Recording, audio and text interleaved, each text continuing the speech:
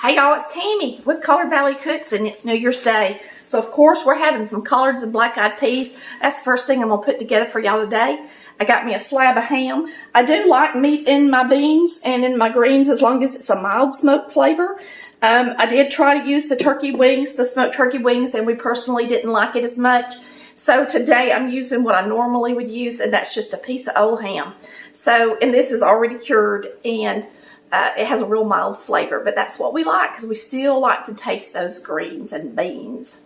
All right, so we're going to start by pulling all the leaves off of the greens. I've already washed them. I don't cook the stem part, so I just pull the leaves off and twist them and get them in my pressure cooker. I pressure cook collard greens. If you don't have a pressure cooker, then of course you can cook them in a regular pot, but it just takes a lot longer if you want them to be good and tender. Boy, we ate a lot of collards growing up. My daddy loves them. We like collards better than we like turnip greens. My granny liked turnip greens the best. We grew up in Collard Valley. We always had a big field of collards. Not a field, but a big garden of collards. We really enjoy them. I love them. And I love them simple, and I don't put a whole lot of stuff in mine. So I hope y'all try it this way just once. I know a lot of y'all have tried my green bean recipe, my 3-ingredient granny green beans, and you probably thought there's no way that's good. And so many of you were impressed and really liked them. So I challenge you to try my collards as well, because I sure do like them. And because I'm used to eating them this way, of course I like them better than everybody else's. To be made this way. They're very mild as far as the seasoning in them, but boy, are they delicious. I hope we have a prosperous new year. The greens are representative of the money that we make. The greens are representative of the actual bills. And then the peas represent the change. And I remember when we were kids, Daddy would want us to get at least 2 helpings apiece, and Buddy, he made sure we did. He would always say it made a difference. He's so funny. So we always ate it. And everybody in my family will be making collard greens, black-eyed peas, cream potatoes, and some sort of meat. I can guarantee you that. But some of y'all like cabbage, and some of y'all eat sauerkraut, and some of y'all eat stew. I mean, you know, everybody's different. And that's what's so fun about cooking, is you get to cook what you like and even start a new tradition if you want to for your family. That's what cooking is all about. Everybody has to cook and everybody has to eat, right? And sometimes I think we find ourselves eating a lot of junk because we don't want to cook. And cooking is not hard. I'm telling you, I guarantee you, if you get in that kitchen, you'll be surprised at how good it'll be and how little effort it took. And if you clean up as you go, then that's even better. So I'm going to finish getting these collards chopped up, and I'm going to come back and I'm going to put my peas in a pot, and I'm going to show you what I season them both with. All right, y'all, I got my collards in my pot, and it's completely full. I bought 2 bunches, so it was a lot of collards. I've got a 16-ounce thing of black-eyed peas in here, and I'm going to show you how I season them. Now, for black-eyed peas, I like to, and dried beans, mostly I use beef bouillon. You can use a cube of Knorr, or you can use the granules. So sprinkle you some bouillon in there. We're going to use some salt and pepper. All right, I'm going to put I'm going to put a teaspoon of salt in each one. And I'll wait and taste this one. I've got 2 teaspoons on the instructions, but we're going to put a little pepper in them.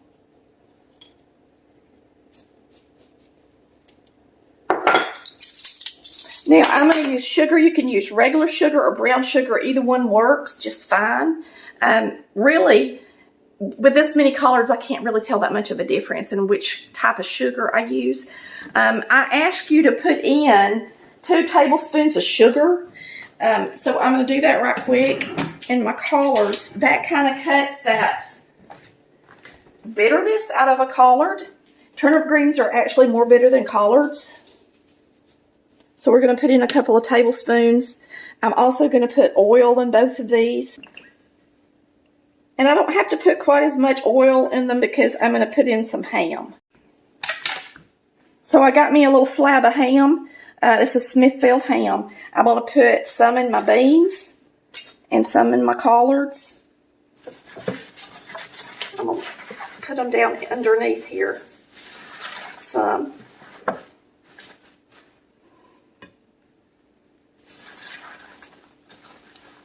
And now we're going to add water. We're going to add water to our collards until it comes up to the top of our hand.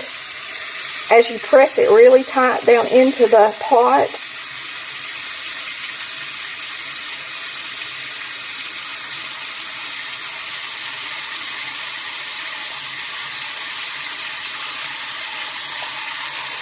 That should be plenty.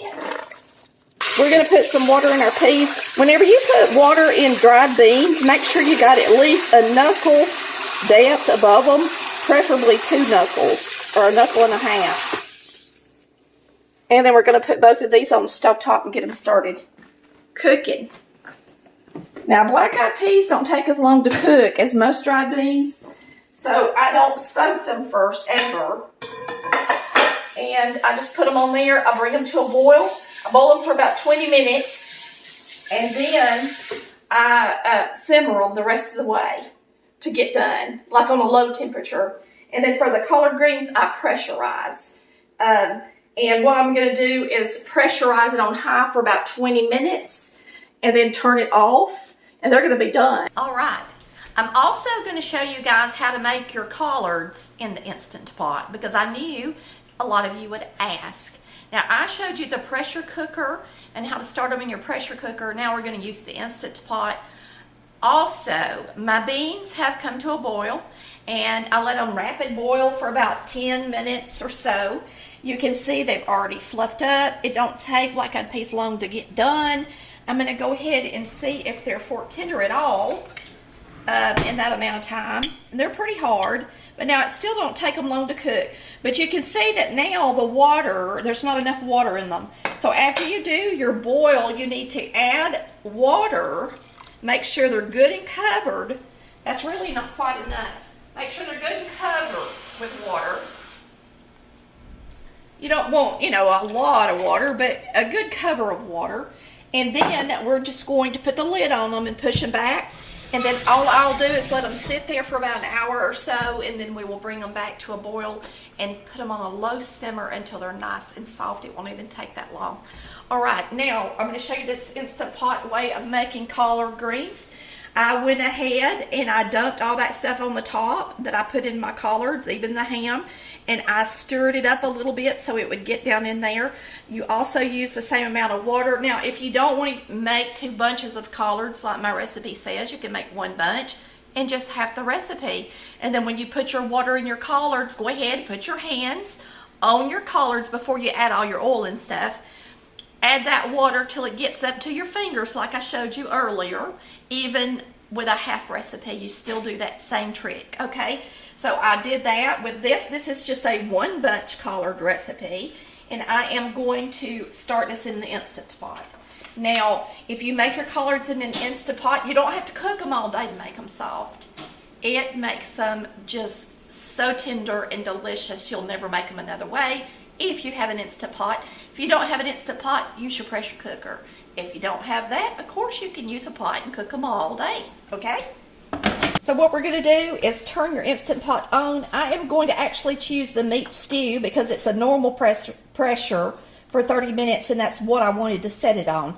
Now, if you don't have this button, just use a button and then adjust it so that it's normal at 30 minutes. It automatically turns on. This is going to come up to pressure and cook for 30 minutes. And these are going to be nice and tender. Now, once they're done, I like to boil some of the water off of them to make a really good rich pot liquor, what people call their pot, the juice of the collard greens to soak up with your cornbread. And we will be back later today. I'm going to go ahead and get some cream potatoes ready. If you want to see how I make my cream potatoes, there's a video for that in the post description or on the website. Get them nice and fluffy. I'm getting them nice and fluffy. Today I decided to use this. I don't normally use it. All right. Now we're going to make us a plate. First we're going to get out our cornbread. Turn off these pork chops. All I did is warm up these pork chops. They're smoked pork chops. Now y'all see me take these beans today. Well, let's flip this out, then I'll tell you. I didn't get that real brown, did I? All right. You see me take these beans today, and all I did after I let y'all go or whatever, I shoved them to the back. I turned them on about 30 minutes ago, and they're already falling apart done. Okay, so it don't take all day to cook these kind of beans. And this is our chops that we got, and they're pre-cooked and they're smoked, so they're going to be really good. We're going to make us a plate. I threw some extra cornbread in my mix. You can tell it's taller than it normally is, because I thought we just might have Paul and his wife over for supper, but they've never even eaten collards, and they weren't willing to try them. So, they're missing out. They're going to eat Italian food tonight.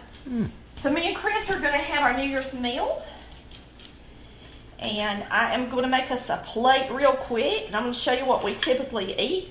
Now, I'm going to get me out some of them sweet pickles that Rhonda and them sent us from, let's see, where do they live, Daddy? Oklahoma. Oklahoma. And they're really, really good. So we're going to put us a few potatoes on the plate. Look how creamy those look. Nice and delicious. Look at these up close. When you whip a lot of air into them, it just makes them so pretty. All right. Get us a little bowl for our... Well, I actually had some already dipped. We'll just fill it the rest of the way up. This is going to be really hot for me to take a bite, so I don't know that I'm taking a bite for y'all tonight or not, because it is all boiling hot. So there's our peas. We're going to put our chop on the plate. Let's see, how do I want to do this?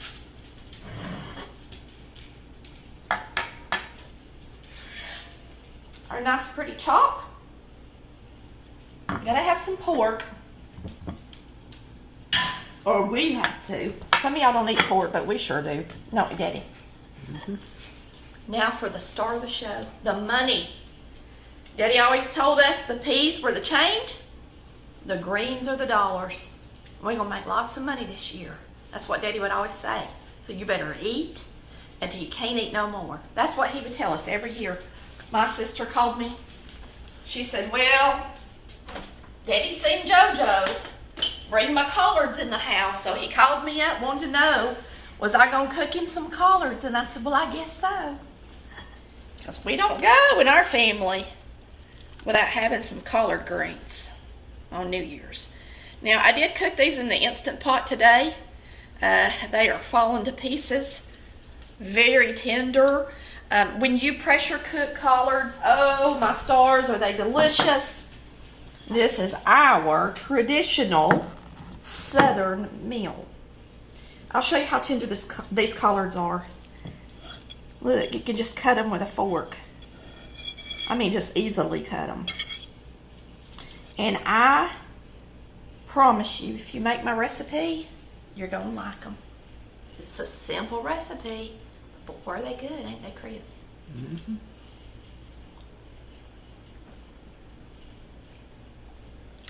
Just delicious. Hope y'all had a good New Year's Day. When you see this, I can guarantee you we did. And thanks for watching Collard Valley Cooks, where we cook like Mama did. Bye, y'all. Love ya.